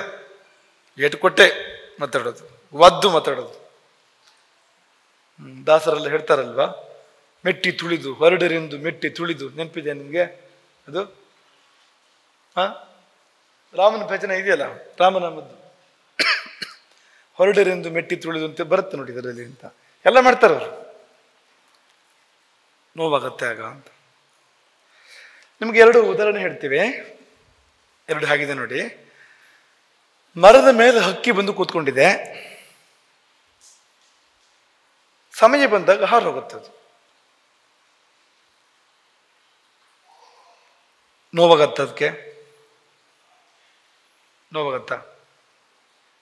ಇಲ್ಲ ಅಲ್ವಾ? ಇಂಥದ್ದೇ ಇನ್ನೊಂದು ಉದಾಹರಣೆ ಇದಕ್ಕೆ ಸಂಬಂಧಪಟ್ಟಿದ್ದು. ಸೌತೆಕಾಯಿ ಅಥವಾ ಮೊಗೆಕಾಯಿ, ಸೌತೆಕಾಯಿ ಮರದಲ್ಲಿ ಬಿಡುತ್ತೋ ಬೆಳ್ಳಿಲಿ ಬಿಡುತ್ತೋ? ಅದು ಬೆಳ್ಳಿಲಿ ಬಿಡುತ್ತೆ ಅಲ್ವಾ? ನಾವು ಕೊಯ್ದಿಲ್ಲ ಅಂತ ಅನ್ಕೊಳ್ಳಿ ಆ ಸೌತೆಕಾಯಿಯನ್ನ, ಎಷ್ಟು ದಿವಸ ಆದ್ರೂ ಕೊಯ್ದಿಲ್ಲ, ಅದು ಹಾಗೆ ಬಳ್ಳಿಗೆ ಅಂಟ್ಕೊಂಡೆ ಎದ್ದು ಬಿಡುತ್ತೆ. ಅದು ಸಮಯ ಬಂದಾಗ ತೊಟ್ಟು ಕಳ್ಸ್ಕೊಡುತ್ತೆ. ಅದು ನೋವಿದೆಯಾ ಏನಾದ್ರಲ್ಲಿ? ತುಂಬ ಸಹಜವಾಗಿ ತೊಟ್ಟನ್ನು ಕಳ್ಸ್ಕೊಡುತ್ತೆ. ಅದು ಹೀಗೂ ಸಾವು ಬರ್ಬೋದು ಅಂತ. ಇನ್ನೊಂದು ಉದಾಹರಣೆ, ಮರದ ಮೇಲೆ ಕುಳಿತು ಹಕ್ಕಿ ಹಾರಿದ್ದನ್ನು ಹೇಳಿದ್ವಲ್ಲ ನಿಮಗೆ. ಇನ್ನೊಂದು ಉದಾಹರಣೆ, ಮರ ಬೀಳುತ್ತೆ. ಹೊಳೆ ಪಕ್ಕದಲ್ಲಿ ಮರ ಇದ್ರೆ ಹೊಳೆ ಆ ಬೇರಿನ ಮಣ್ಣನ್ನು ಕೊರಿತಾ ಇರುತ್ತಲ್ವಾ, ಪಕ್ಕದಲ್ಲೇ ಮರ ಇದೆ ಅಂತ ಅನ್ಕೊಳ್ಳಿ, ಹೊಳೆ ಪಕ್ಕದಲ್ಲೇ ಮರ ಇದೆ. ಪ್ರತಿ ವರ್ಷ ಮಳೆಗಾಲ ಪ್ರವಾಹ ಬರುತ್ತೆ. ಆ ಪ್ರವಾಹ ಆ ಮರದ ಬುಡದಲ್ಲಿ ಹರ್ಕೊಂಡು ಹೋಗ್ತಾ ಇರುತ್ತೆ ಪ್ರವಾಹ. ಆ ಬೇರಿನ ಮಧ್ಯೆ ಮಣ್ಣನ್ನು ಕೊಚ್ಕೊಂಡು ಹೋಗ್ತಾ ಇರುತ್ತೆ ಅಂತ ಅನ್ಕೊಳ್ಳಿ. ವರ್ಷದಿಂದ ವರ್ಷಕ್ಕೆ ಆ ಬೇರಿನ ಬುಡದ ಮಣ್ಣು ಕರಗಿ ಕೊಚ್ಕೊಂಡು ಹೋಗಿ ಬೇರೆಲ್ಲ ಹೊರಗೆ ಬಂದು ಕೊನೆಗೊಂದ್ಸಾರಿ ಮರ ಮಗುಚಿ ಬೀಳುತ್ತೆ. ಇದು ಹೇಗಿದೆ? 2 ಥರದ ಸಾವುಗಳು ಇದು ಅಂತ. ಮೊದಲನೇದು ಹಕ್ಕಿ ಹಾರಿ ಹೋದಾಗ ಅಂದ್ರಲ್ಲ, ಸ್ವೇಚ್ಛಾ ಮರಣ ಅದು ಅಂತ. ಸಾಕು ಅಂತ ಮರದ ಮೇಲೆ ಹಕ್ಕಿ ಬಂದು ಕೂತ್ಕೊಂಡಿತ್ತು, ಅದಕ್ಕೇನೋ ಹಣ್ಣು ಬೇಕಿತ್ತು, ಮತ್ತೊಂದು ಬೇಕಿತ್ತು, ಏನೋ ಕಾರಣಕ್ಕೆ ಬಂದು ಕೂತ್ಕೊಂಡಿತ್ತು, ಕೆಲಸ ಆಯ್ತು ಅಂತ ಅನಿಸಿದಾಗ ಸ್ವೇಚ್ಛೆಯಿಂದ ಹಾರೋಗುತ್ತೆ, ನೋವಿಲ್ಲ, ಅಂಟು ಇಲ್ಲ. ಆದರೆ ಈ ಮರದ್ದು ಹಾಗಲ್ಲ. ಮರ ಅಂಟ್ಕೊಂಡಿದೆ ನೋಡಿ, ಮಣ್ಣಿಗೆ ಮರ ಅಂಟ್ಕೊಂಡಿದೆ ನೋಡಿ. ಹಾಗೆ ನಾವು ನಮ್ಮ ದೇಹ ಅನ್ನೋದೊಂದು ಮರ ಅಂತ ಅನ್ಕೊಳ್ಳಿ. ಆ ಮಣ್ಣು ಇದೆಯಲ್ಲ ಅದು ಆಯುಸ್ಸೋದು, ಬೇರುಗಳ ಮಧ್ಯೆ ಮಣ್ಣಿದೆಯಲ್ಲ ಅದು ಆಯುಸ್ಸು ಅಂತ ಅನ್ಕೊಳ್ಳಿ. ಈ ಹೊಳೆ ಜೀವನ ಕಾಲ ಕಳೀತಾ ಇದೆ, ಕಾಲ ಪ್ರವಾಹ ಅಂತ ಅನ್ಕೊಳ್ಳಿ, ಅದು ಕೊಚ್ಕೊಂಡು ಹೋಗ್ತಾ ಇದೆ ಮಣ್ಣನ್ನ. ಒಂದು ಹಂತ ಬಂದಾಗ ದೇಹ ಬಿಡುತ್ತೆ ಅಡ್ಡ. ಇಲ್ಲಿ ಮರದ ಇಷ್ಟ ಅನಿಷ್ಟ ಇದೆಯಾ ಬೀಳೋದ್ರಲ್ಲಿ? ಸ್ವೇಚ್ಛೆ ಇದೆಯಾ? ಇಲ್ಲ ಅಲ್ವಾ? ಬೀಳಲೇಬೇಕದು, ಹೋಯ್ತು ಮಣ್ಣು ಅಷ್ಟು. ಹಾಗೆ ಆಯುಸ್ಸು ಮುಗಿತು ಅಂದ್ರೆ ಸಾಯಲೇಬೇಕು ಅಂತ. ಸ್ವೇಚ್ಛೆ ಇಲ್ಲ ಅಲ್ಲಿ, ಬಲಾತ್ಕಾರ ಅದು. ಅಂಟಿದ್ರೆ ಹೇಗೆ, ಅಂಟಿಲ್ಲದೆ ಇದ್ರೆ ಹೇಗೆ ಅನ್ನೋದಕ್ಕೆ ನಿಮಗೆ ಉದಾಹರಣೆ ಕೊಟ್ಟಿದ್ದು. ನಾವೊಂದು ಉದಾಹರಣೆ ಯಾವಾಗಲೂ ಕೊಡ್ತಾ ಇರ್ತೀವಿ, ಅದು ನಿಮ್ಗೆ ಕೊಡ್ತೀವಿ. ಈಗ ಇನ್ನೊಂದು ಸಾರಿ, ಈಗ ನೀವು ಕಾರ್ಯನಿಮಿತ್ತ ಬೇರೆ ಊರಿಗೆ ಹೋಗಿದ್ದೀರಿ ಅಂತ ಅನ್ಕೊಳ್ಳಿ. ದೊಡ್ಡ ಉದ್ಯಮಿ ನೀವು ಬೆಂಗಳೂರಲ್ಲಿ ಕೆಲಸ ಮಾಡ್ತೀರಿ, ನಿಮ್ಮ ಉದ್ಯಮ ಇದೆ ಬೆಂಗಳೂರಲ್ಲಿ. ದಿಲ್ಲಿಯಲ್ಲಿ ಕೆಲಸ ಇತ್ತು, ದಿಲ್ಲಿಗೆ ಹೋಗಿದ್ದೀರಿ, ನೀವು ವಿಮಾನ ಹತ್ತಿ ದಿಲ್ಲಿಗೆ ಹೋಗಿದ್ದೀರಿ. ಹೋದ ಕೆಲಸ ಆಯಿತು. ಬೆಳಗ್ಗೆ ನೀವು 6 ಗಂಟೆ ವಿಮಾನ ಇತ್ತು, ನಿಮ್ಗೆ 8:30 9 ಗಂಟೆಗೂ ನೀವು ದಿಲ್ಲಿಗೆ ಹೋದ್ರಿ. ಸಾಯಂಕಾಲದ ವಿಮಾನ 6 ಗಂಟೆಗಿದೆ, ವಾಪಸ್ ಬರೋ ವಿಮಾನ, ದಿಲ್ಲಿಯಿಂದ ಬೆಂಗಳೂರಿಗೆ ಬರೋ ವಿಮಾನ 6 ಗಂಟೆಗಿದೆ. 3 ಗಂಟೆಗೆ ನಿಮ್ಮ ಕೆಲಸ ಮುಗಿದಿದೆ. ಏನು ಮಾಡ್ತೀರಿ ನೀವಾಗ? ಕಾಯ್ತೀರಿ ಎಷ್ಟೊತ್ತಿಗೆ ಬರುತ್ತೆ ವಿಮಾನ ಅಂತ. ನಿಮ್ಮ ಕೆಲಸ ಆಗಿದ್ರೆ ನೀವು ಭಾಳ ಆರಾಮಾಗಿ ಕಾಯ್ತೀರಿ ಅಂತ. ಉದ್ವೇಗ ಇರುತ್ತೆ ನಮ್ಗೇನಾದ್ರು. ಇದು ಒಂದು ಹೋದ ಕೆಲಸ ಮಾಡ್ಕೊಂಡವನ ಕಥೆ ಇದು. ಇನ್ನೊಬ್ಬ ಯಾರೋ ನಿಮ್ಮ ಸ್ನೇಹಿತ ಅವನು ಅಂತ ಅನ್ಕೊಳ್ಳಿ, ಅವನು ಬೆಂಗಳೂರಿಂದ ದಿಲ್ಲಿಗೆ ಹೋಗಿದ್ದಾನೆ. ಇದೇ ಥರ ಬೆಂಗಳೂರಿಂದ ದಿಲ್ಲಿಗೆ ಹೋಗಿದ್ದಾನೆ. ಬೆಳಗ್ಗೆ 6 ಗಂಟೆ ವಿಮಾನಕ್ಕೆ ಹೋಗಿದ್ದಾನೆ, ಸಾಯಂಕಾಲ 6 ಗಂಟೆಗೆ ಅಲ್ಲಿಂದ ವಿಮಾನ ಇದೆ. ಹೋದವನು ತನ್ನ ಕೆಲಸ ಮಾಡೋದು ಬಿಟ್ಟು ಎಲ್ಲೋ ಸಿನಿಮಾ ನೋಡೋಕೆ ಹೋಗಿದ್ದಾನೆ, ಆಮೇಲೆ ರೇಸಿಗೆ ಹೋಗಿದ್ದಾನೆ, ಅಲ್ಲಿಂದ ಇನ್ನೆಲ್ಲೋ ಹೋಗಿದ್ದಾನೆ, ಬಿಡಿದಾರೆ ಕೊಡಿಗೆ. ಪಬ್ಬಿಗೋ ಕ್ಲಬ್ಬಿಗೋ ಎಲ್ಲೋ ಹೋಗಿದ್ದಾನೆ. ಅಲ್ಲಿಗೆ 5 ಗಂಟೆ ಆಯ್ತು. ಆವಾಗ ನೆನಪಾಯ್ತು ಅವನಿಗೆ 4 ಗಂಟೆಗೋ 5 ಗಂಟೆಗೋ ಬಂದು ಕೆಲಸವೇ ಆಗಿಲ್ಲ ಅಂತ. ಆಗ ವಿಮಾನ 6 ಗಂಟೆಗೆ ಬರುತ್ತೆ ಅಂದ್ರೆ ಉದ್ವೇಗ ಆಗುತ್ತೋ ಇಲ್ವೋ? ಯಾಕೆ ಉದ್ವೇಗ ಆಗುತ್ತೆ? ಹೋದ್ ಕೆಲಸ ಆಗಿಲ್ಲ ಅಂತ ಉದ್ವೇಗ ಆಗತ್ತೆ. ಇಲ್ಲ ಅಂದ್ರೆ ವಿಮಾನ ಬಂದಾಗ ಉದ್ವೇಗ ಯಾಕೆ ಆಗ್ಬೇಕು? ವಾಪಸ್ ನಮ್ಮ ಮನೆ ಕರ್ಕೊಂಡು ಹೋಗುತ್ತಲ್ವ ಅದು. ನಮ್ಮ ಮನೆ ಕರ್ಕೊಂಡು ಹೋಗಕ್ಕೆ ವಿಮಾನ ಬರೋದಾದ್ರೆ ನಮ್ಗೆ ಯಾಕೆ ಉದ್ವೇಗ ಆಗ್ಬೇಕು?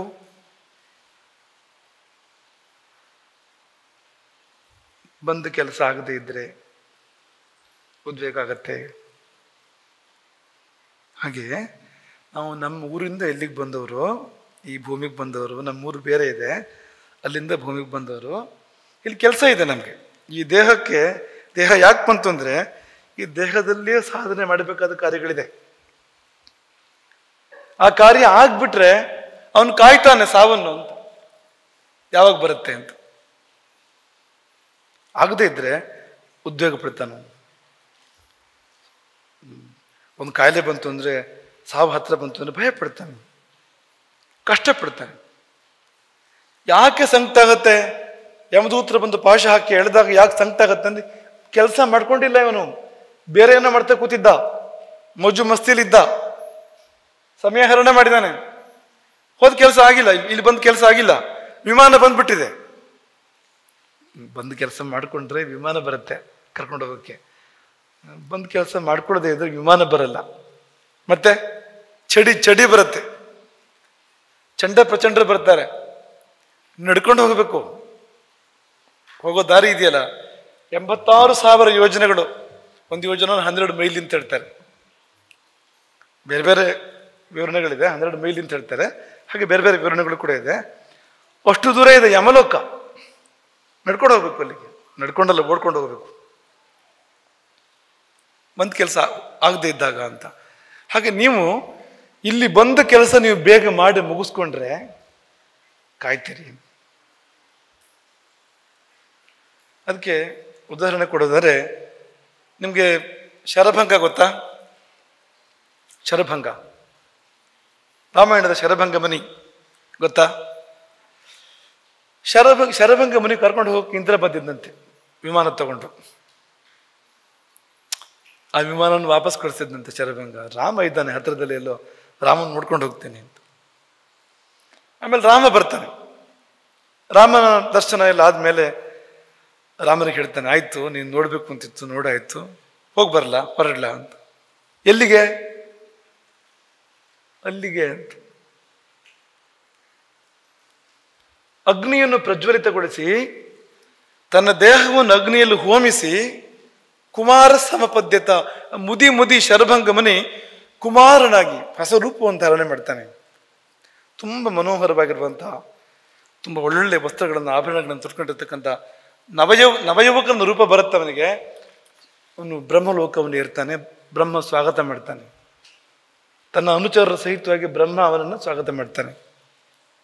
ನಿಮಗೆ ನೆನಪಾಗತ್ತೆ ಈಗ ಮರದ ಮೇಲೆ ಹಕ್ಕಿ ಹಾರೋದ್ ಕತೆ ನೆನಪಾಗತ್ತೆ ನಿಮ್ಗೀಗ? ಹೀಗೆ ಇದೆ ಇದು ಅಂತ. ಶರಭಂಗ ಮುನಿ ಹೋದಾಗೆ ಅಂತ. ಶಬರಿ ಗೊತ್ತಾ ನಿಮ್ಗೆ? ಶಬರಿಗೆ ಗೂನ್ಬೆನ್ನು, ನಿಮ್ಗೇನು ಗೂನ್ಬೆನ್ನಲ್ಲ ಅಲ್ವಾ?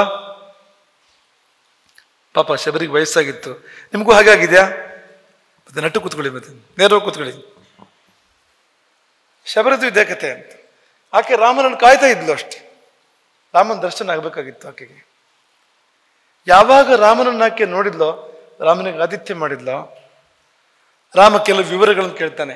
ಈ ಮತಂಗ ಮುನಿಗಳ ಬಗ್ಗೆ ಹೇಳು, ಅವ್ರ ಶಿಷ್ಯರು, ಇವಳು ಗುರುಗಳು, ಮತಂಗ ಮುನಿಗಳ ಶಿಷ್ಯರು, ಅವ್ರ ಮಹಿಮೆ ತುಂಬ ಇದೆ, ಅವ್ರ ಬಗ್ಗೆ ಹೇಳು, ಈ ವನದ ಬಗ್ಗೆ ಹೇಳು ಅಂತಾರೆ ರಾಮ ಕೇಳ್ತಾನೆ. ಅದನ್ನೆಲ್ಲ ಹೇಳಿ ಆದ್ಮೇಲೆ, ನೀನು ಹೇಳ್ಬೇಕು ಅದನ್ನೆಲ್ಲ ಹೇಳಿದೆ ಅಲ್ವಾ, ನಾವು ಹೊರಟು ಬರಲ್ಲ, ಹೋಗಿ ಬರಲ್ಲ ನಾನೀಗ ಅಂತ ಕೇಳ್ತಾಳೆ ಶಬರಿ.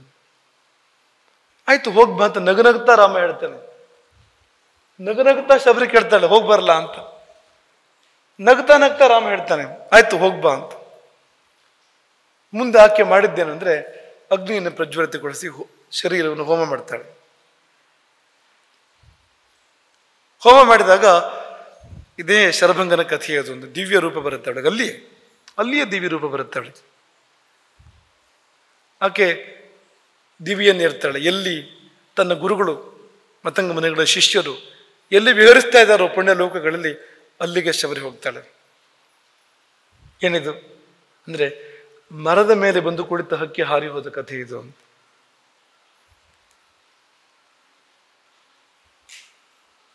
ಬಂತ ಮನಸ್ಸಿಗೆ. ಮತ್ತೆ ರಾವಣ ಜೈವಜಿಯರಿಗೆ ಶಾಪ ಬಂತು. ಅದು 7 ಜನ್ಮ ಮಿತ್ರರಾಗಿ ಭೂಲೋಕದಲ್ಲಿ ಇರಬೇಕು, 3 ಜನ್ಮ ಶತ್ರುಗಳಾಗಿರ್ಬೇಕು ಅಂತ ವಿವೇಚನೆ ಬಂದಾಗ ಬೇಗ ಹಿಂದಿರುಗಿ ಹೋಗ್ಬೇಕು ಅನ್ನೋ ಕಾರಣಕ್ಕೆ ಅವರು 3 ಜನ್ಮದ ಶತ್ರುತ್ವವನ್ನು ಆರಿಸ್ಕೊಳ್ತಾರೆ. ಗೊತ್ತಿದೆ ನಿಮ್ಗೆ ಅದೆಲ್ಲ ಕತೆ. ಶತ್ರುತ್ವ ಆರಿಸ್ಕೊಳ್ಳೋ ಕಾರಣ ಏನು? ಬೇಗ ವೈಕುಂಠಕ್ಕೆ ಮರಳಬೇಕು ಅಂತ. ಆದ್ರೆ ರಾವಣ ಕೇಳಿದ ವರ ಯಾವುದು ಅಂದ್ರೆ ಕಾಯಂ ಇಲ್ಲೇ ಇರಬೇಕು ಅಂತ. ಅಮರತ್ವ ಮಹಂಬೃಣೆ ಅಂತ. ಇದನ್ನ ಮಾಯೆ ಅಂತ ಕರೀತಾರೆ. ಇದನ್ನ ಅಂಟು ಅಂತ ಹೇಳ್ತಾರೆ. ಅಲ್ಲೇ ಅಂಟ್ಕೊಳ್ತಾ ಇದೆ ಜೀವ ಅಂತ. ಯಾವುದಕ್ಕೆ? ಆ ಶರೀರಕ್ಕೆ, ರಾಕ್ಷಸ ಶರೀರಕ್ಕೆ ಅಂಟ್ಕೋತಾ ಇದೆ ನೋಡಿ. ಕೊನೆಗೆ ಅವನನ್ನು ಆಚೆ ಕಳಿಸೋದಕ್ಕೆ ರಾಮನ ಬಾಣ ಬೇಕಾಯ್ತು ಅಂತ. ಮುನ್ಸಿ ಬಂತ. ಈಗ ನೀವು ಬಾಡಿಗೆ ಮನೆಯಲ್ಲಿದ್ದೀರಿ ಅಂತ ಅನ್ಕೊಳ್ಳಿ. ಸ್ವಂತ ಮನೆ ನಿಮ್ದಾದ್ರೆ ಬಾಡಿಗೆ ಮನೆ ಬಿಟ್ಟು ಸ್ವಂತ ಮನೆಗೆ ಹೋಗ್ತೀರಲ್ವಾ? ಖುಷಿಯಿಂದ ಹೋಗ್ತೀರೋ ಬೇಜಾರು ಮಾಡ್ಕೊಂಡು ಹೋಗ್ತೀರಾ?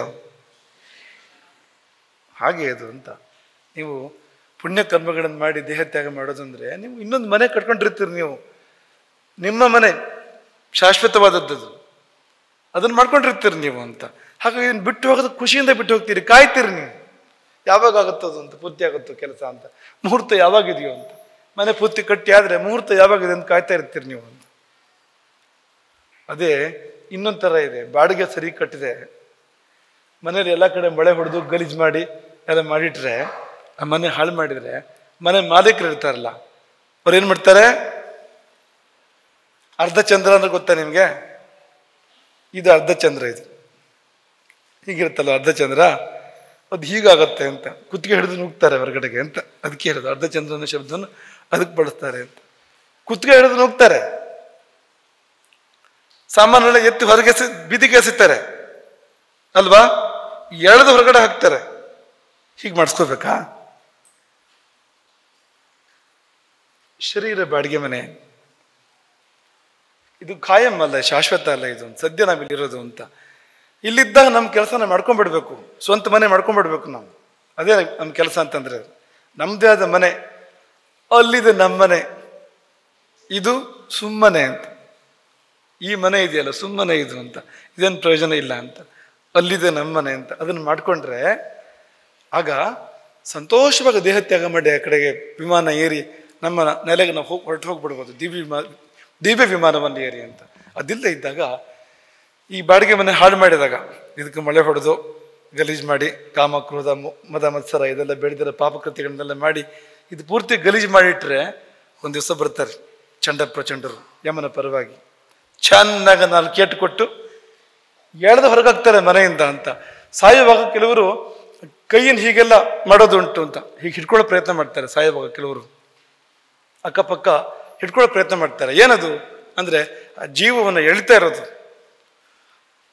ಯಮದೂತರು ಜೀವವನ್ನ ಪಾಶ ಹಾಕಿ ಎಳಿತಾ ಇರೋದು, ಅದರ ಒಂದು ಚಿಕ್ಕ ಪರಿಣಾಮ ಹಿಡ್ಕೊಳ್ಳೋ ಪ್ರಯತ್ನ ಅಂತ, ಆ ಕಡೆಗೆ ಈ ಕಡೆಗೆ ಅಂತ. ಇಂಥದ್ದಾಗತ್ತೆ ಅಂತ ಏನಿಲ್ಲ ಸಂದರ್ಭ, ಹಿಡ್ಕೊಳ್ತಾರ ಪ್ರಯತ್ನ ಮಾಡ್ತಾರೆ ಅಂತ ಸಾಯ ಹೊತ್ತಲ್ಲಿ ಅಂತ. ಹೀಗಾಗುತ್ತೆ ಅಂತ. ಹಾಗಾಗಿ ನೋವಿನ ಮರಣ ಯಾವುದು, ಸುಖದ ಮರಣ ಯಾವುದು ಅಂದ್ರೆ ಇದೇ ವಿವೇಚನೆ ಅಂತ. ಅದಕ್ಕೆ ಶ್ಲೋಕ ನೆನ್ಪಿಟ್ಕೊಳ್ಳಿ. ನಮ್ಗೆ ಹಿಂದೆ ಯಾವಾಗಲೂ ಹೇಳಿದ್ದು ಅಂತ ನೆನಪು ನಮಗೆ ಶ್ಲೋಕನ. ಅದು ಇಲ್ಲಿ ತೋರ್ಸಕ್ಕೆ ಅವ್ರಿಗೆ ಆಗಲ್ಲ ಬಹುಶಃ. ಅದನ್ನ ಪ್ರಾಯೋಹಿ ಅಕೃತ ಕೃತ್ಯತ್ವಾತ್ ಮೃತ್ಯೋರುದ್ವಿಜತೆ ಜನಃ. ಪ್ರಾಯೋಹಿ ಅಂದ್ರೆ ಬಹುತೇಕ, ಬಹುಶಃ, ಅಕೃತ ಕೃತ್ಯತ್ವ ಮಾಡಬೇಕಾಗಿದ್ದನ್ನು ಮಾಡದೇ ಇರೋದ್ರಿಂದ, ಈ ದೇಹ ಬಂದಾಗ ಏನು ಮಾಡಬೇಕಾಗಿತ್ತೋ ಅದನ್ನು ಮಾಡದೇ ಇರೋದ್ರಿಂದ ಮೃತ್ಯೋ ಉದ್ವಿಜತೆ ಜನಃ, ಮೃತ್ಯುವಿಗೆ ಜನ ಭಯಪಡ್ತಾರೆ, ಉದ್ವೇಗ ಮಾಡ್ಕೋತಾರೆ ಮೃತ್ಯು ಅಂತಂದ್ರೆ ಅಂತ. ಇದೊಂದು ಸಾಲು. ಮುಂದಿನ ಸಾಲು ಕೃತಕೃತ್ಯಾಹ, ಯಾರು ಮಾಡಬೇಕಾದ ಕಾರ್ಯವನ್ನು ಮಾಡಿ ಮುಗಿಸ್ಕೊಂಡಿದ್ದಾರೆ. ಪ್ರತೀಕ್ಷಂತೆ ಮೃತ್ಯುಂ, ಮೃತ್ಯುವನ್ನು ಪ್ರತೀಕ್ಷೆ ಮಾಡ್ತಾರೆ ಅವರು. ಹೇಗೆ ಅಂದರೆ ಪ್ರಿಯಮಿವ ಅತಿಥಿಂ. ನೆಂಟರು ಬರ್ತಾರೆ ಅಂದರೆ ಪ್ರತೀಕ್ಷೆ ಮಾಡೋ ಹಾಗೆ. ಸಾಯಂಕಾಲ ನೆಂಟರು ಬರ್ತಾರೆ, ತುಂಬ ಇಷ್ಟವಾದವರು ಅಂದರೆ ಪ್ರತೀಕ್ಷೆ ಮಾಡೋ ಹಾಗೆ, ಖುಷಿಯಿಂದ ನಾವು ಮನೆಯನ್ನೆಲ್ಲ ಅಲಂಕಾರ ಮಾಡ್ಕೊಂಡು ಕಾಯ್ತೀವಲ್ವಾ, ಹಾಗೆ ಮೃತ್ಯುವನ್ನು ಪ್ರತೀಕ್ಷೆ ಮಾಡ್ತಾರೆ ಅವರು ಅಂಥವರು. ಆ ಸಾವಿನಲ್ಲಿ ನೋವಿಲ್ಲ. ಪ್ರಾಯೋ ಹ್ಯಕೃತಕೃತ್ಯತ್ವಾತ್ ಮೃತ್ಯೋ ರುದ್ವಿಜತೆ ಜನಃ ಕೃತಕೃತ್ಯ ಪ್ರತೀಕ್ಷಂತೆ ಮೃತ್ಯುಂ ಪ್ರಿಯಮಿವಾತಿಥಿಂ. ಶ್ಲೋಕ ನೆನಪಿದೆ ನಿಮಗೆ? ನಿಮ್ಗೆ ಯಾವುದೋ ಪಾಠದಲ್ಲಿ ಹೇಳಿದ್ದೀವಿ ನೆನಪು. ಪರಂಪರಾ ಗುರುಕುಲದಲ್ಲಿ ನೆನಪಿದೆಯಾ ಶಿವಗುರುಕುಲದವರಿಗೆ ಈ ಶ್ಲೋಕ?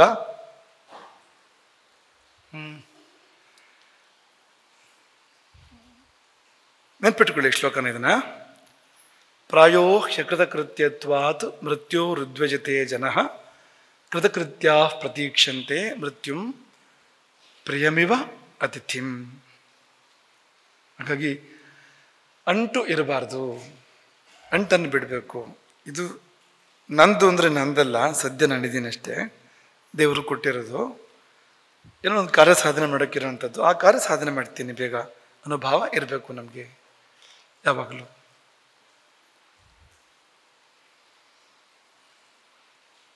ಇಲ್ಲಿಂದ ಮುಂದೆ ಯಮ ಮಾರ್ಗದ ವಿಷಯ ಇರುವಂಥದ್ದು, ಅಂದರೆ ತುಂಬ ಪಾಪ ಮಾಡಿದವನು ಹೇಗೆ ಹೋಗ್ತಾನೆ ಅನ್ನೋದಿರೋವಂಥದ್ದು ಮುಂದಿನ ವಿಷಯಗಳು. ನಿಮ್ಮೆಲ್ಲ ಕೇಳಿರೋಂಥದ್ದೇ, ಹೊಸದಿಲ್ಲ ಅಲ್ಲೇನು.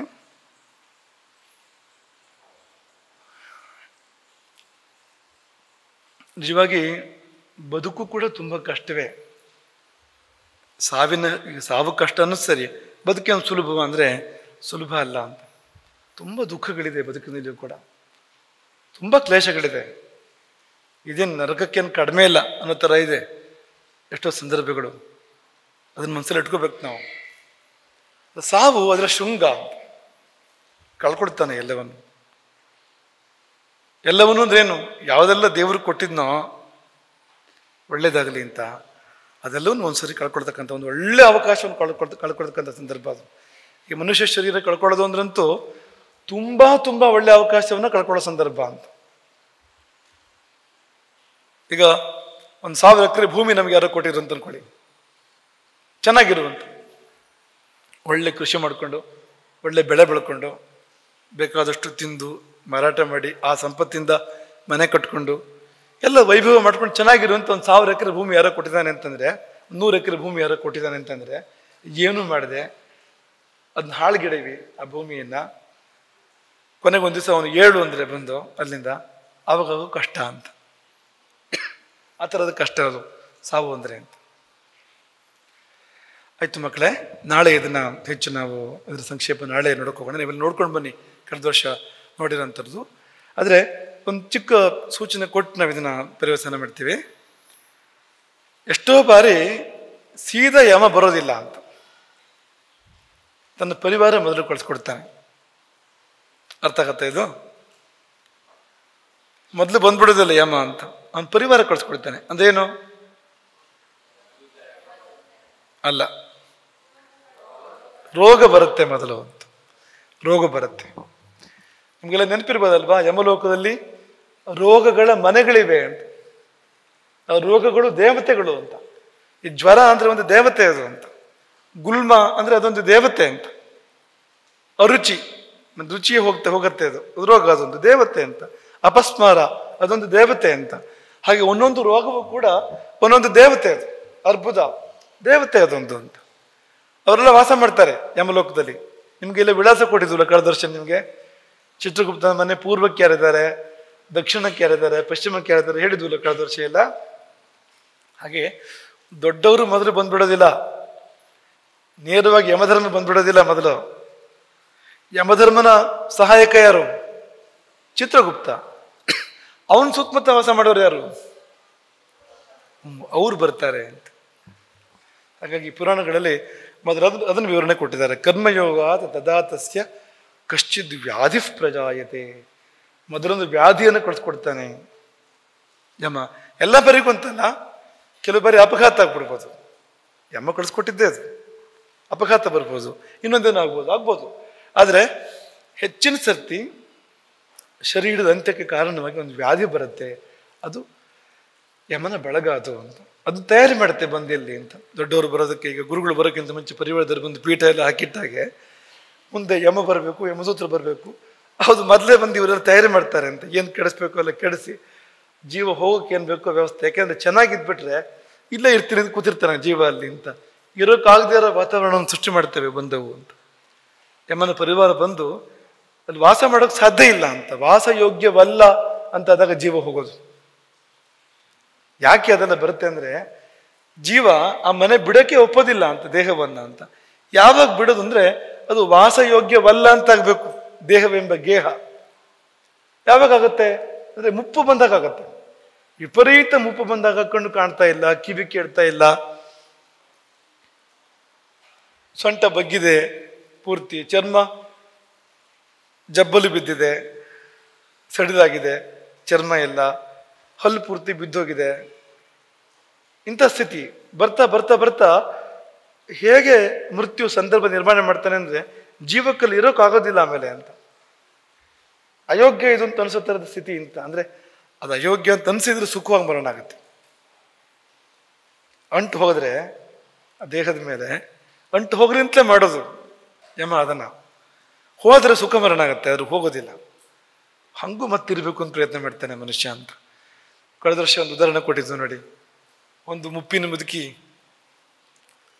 ಪಾಪ, ಅವಳು ಕಾಡಿಗೆ ಹೋಗಿ ಕಟ್ಟಿಗೆ ತಂದು, ಬಿಸಿಲಲ್ಲಿ ಕಟ್ಟಿಗೆ ತಂದು ಜೀವನ ಮಾಡಬೇಕು ಅವಳು ಒಂದ್ಸಾರಿ ಕಾಡಿಗೆ ಹೋಗಿ ಒಬ್ಳೆ, ಬೇರೆ ಯಾರು ಬಳಗ ಪರಿವಾರ ಯಾರು ಇಲ್ಲ, ಹೋಗಿ ಕಟ್ಟಿಗೆ ಎಲ್ಲ ಕಡ್ದು ಅದನ್ನ ಹೊರಗೆ ಕಟ್ತಾಳೆ.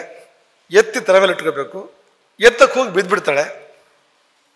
ಎಷ್ಟು ಬೇಜಾರಾಯ್ತು ಪಾಪ ಅವಳಿಗೆ. ಆಗ ಸಾವೇ ಬಂದು ತಗೊಂಡೋಗ್ಬಾರ್ದೆ ನನ್ನನ್ನ ಅಂತಂದ್ಲು, ಕೂಕೊಂಡ್ಲು ಜೋರಾಗಿ. ಅಷ್ಟೊತ್ತಿಗೆ ಸರಿಯಾಗಿ ಮೇಲ್ಗಡೆ ಹೋಗ್ತಾ ಇದ್ದಂತೆ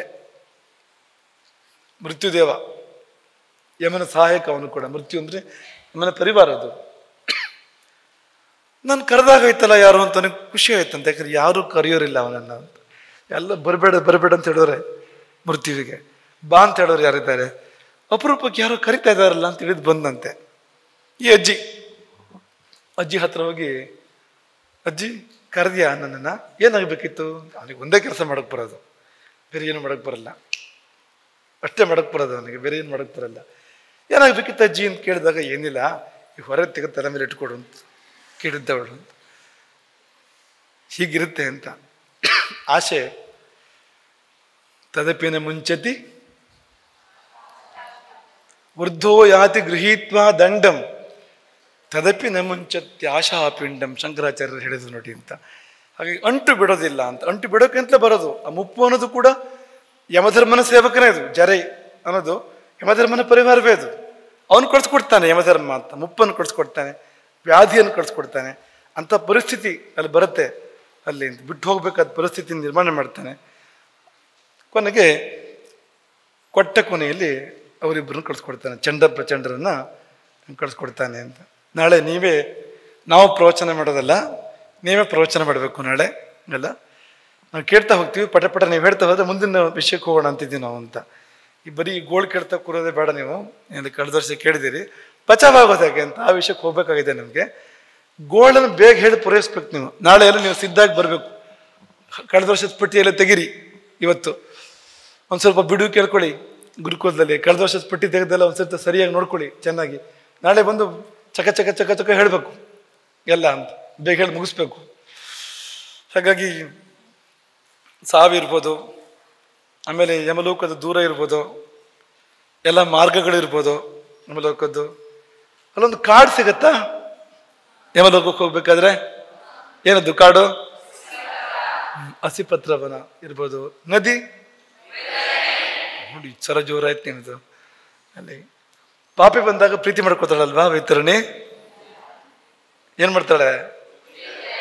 ಕುದಿದು ಉಕ್ಕುತ್ತಾಳೆ ಅಂತ ಪಾಪಿ ಬಂದಾಗ ಅಂತ. ಅಂದ್ರೆ ಸ್ವಾಗತ ಅದು ಅಂತ, ವೈತರಣಿ ಇದ್ದು ಅಂತ ಪಾಪಿಗೆ ಅಂತ ಅಲ್ವಾ.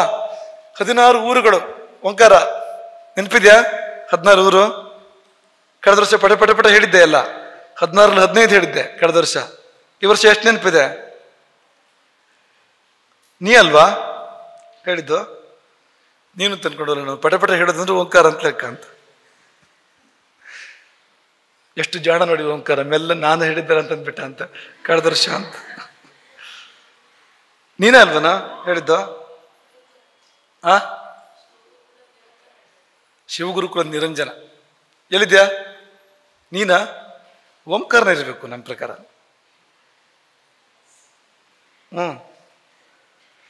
ಆಗಲಿ, ಒಂದು ವೇಳೆ ಕಳೆದ ವರ್ಷ ಹೇಳಿಲ್ಲ ಅಂದರೆ ತೊಂದರೆ ಇಲ್ಲ, ಏನು ಬೇಜಾರು ಮಾಡ್ಕೊಬೇಡ, ನಾಳೆ ಹೇಳಿಬಿಡು ಅಷ್ಟೇ. ಅದನ್ನ 16 ಊರು ಯಾವುದು ಅಂತ ಪಡೆ ಪಡೆ ಪಡೆ ಹೇಳಬೇಕು ಅಂತ. ಏನಿದೆ ಕ್ಲೇಶಗಳು ಅಲ್ಲಿ ಅಂತ ಬೇಗ ಬೇಗ ನೀವು ಹೇಳಿ ಮುಗಿಸಿದ್ರೆ ಅಲ್ಲಿಂದ ಮುಂದಕ್ಕೆ ಹೇಗೆ ನಾವು ನಮ್ಮನ್ನು ಬಚಾವ್ ಮಾಡ್ಕೊಳ್ಬೋದು ಅಂತ, ಇವತ್ತೇನು ಮಾಡ್ಕೋಬೋದು ನಾವು ಅಂತ. ನಮ್ಗೆ ಆ ಸ್ಥಿತಿ ಬರಬಾರ್ದು ನಾಳೆ. ಆ ಕಷ್ಟ ಈ ಭೂಲೋಕದಲ್ಲಿ 10ರಲ್ಲಿ 9 ಜನಕ್ಕೆ ಬರುತ್ತೆ, 100ರಲ್ಲಿ 99 ಜನಕ್ಕೆ ಬರುತ್ತೆ, 1999 ಜನಕ್ಕೆ ಬರುತ್ತೆ, ಅದು 10,000ದಲ್ಲಿ 9,999 ಜನಕ್ಕೆ ಬರುತ್ತೆ ಆ ಕಷ್ಟ. ಅದು ಆದ್ರೆ ನಮಗೆ ಬರಬಾರ್ದು. ಪರದೇವರಿಗೆ ಏನು ಮಾಡಬೇಕು ಅನ್ನೋ ಬಗ್ಗೆ ನಾವೆಲ್ಲಿಂದ ಮುಂದಕ್ಕೆ ನಾವು ಚಿಂತನೆ ಮಾಡಬೇಕು. ಈ ಚಿಂತನೆ ಕಳೆದ ವರ್ಷ ನಾವು ಮಾಡಿದ್ದೀವಿ, ಈ ವರ್ಷ ನೀವು ಮಾಡಬೇಕು ಅಂತ. ಹಾಗೆ ನಾಳೆ ಬೇಗ ಬೇಗ ಬೇಗ ಬೇಗ ನೀವು ಅದನ್ನೆಲ್ಲ ಆ ವಿವರನೆಲ್ಲ ಹೇಳಬೇಕು ಅಂತ. ಯಾರನ್ನು ನೋಡಿದ್ರು ಹೇಳಬೇಕು, ಯಾರನ್ನು ಕೇಳಿದ್ರು ಹೇಳಬೇಕು ನಾಳೆ ಅಂತ. ಹರೇ ರಾಮ.